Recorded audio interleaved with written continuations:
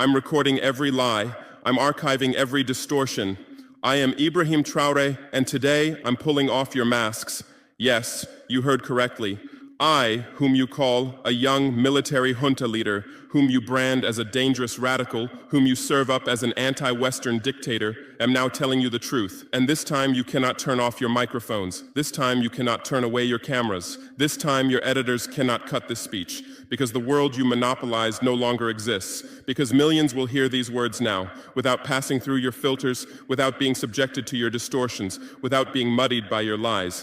I am 34 years old. Every day of my life, I grew up with your lies. As a child, I would watch Africa on television. Always the same images: children with flies, dry lands, weapons, death. This is Africa, they told us. This is what Africa is.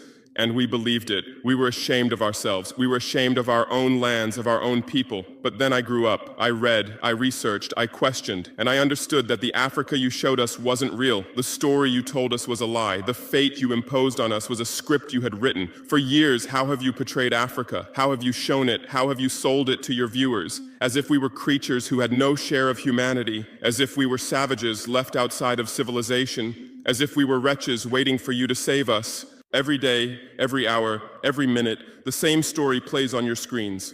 Hunger, war, disease, corruption, terror, chaos. These are the words that come to mind when Africa is mentioned.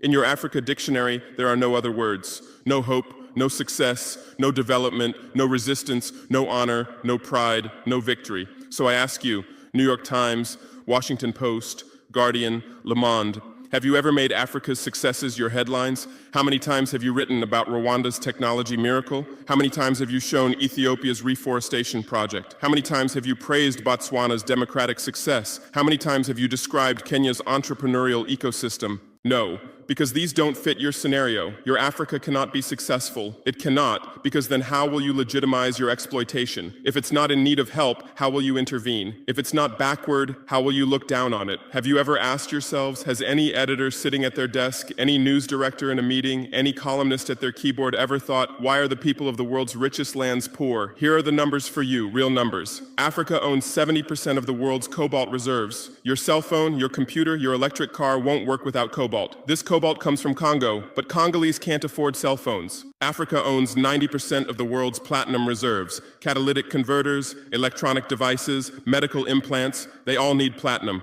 This platinum comes from South Africa, but South Africans are crushed by unemployment. Africa provides 30% of the world's gold production. Mali, Burkina Faso, Ghana, Tanzania. Gold flows like rivers from our lands, but our people swim in poverty. Africa supplies 65% of the world's diamond production. Botswana, Angola, Congo, Sierra Leone, billions of dollars worth of diamonds are extracted, but our miners live on $1 a day. Africa owns 35% of the world's uranium reserves. Niger, Namibia, South Africa. Nuclear plants run on our uranium. Paris lights burn with our uranium, but our villages have no electricity. And you still ask, why is Africa poor? No, the right question is, how was Africa kept poor while being so rich? Here's your answer. Colonialism didn't end, it changed shape. You used to come and occupy our lands. Now you come and establish companies. You used to take by force. Now you make agreements.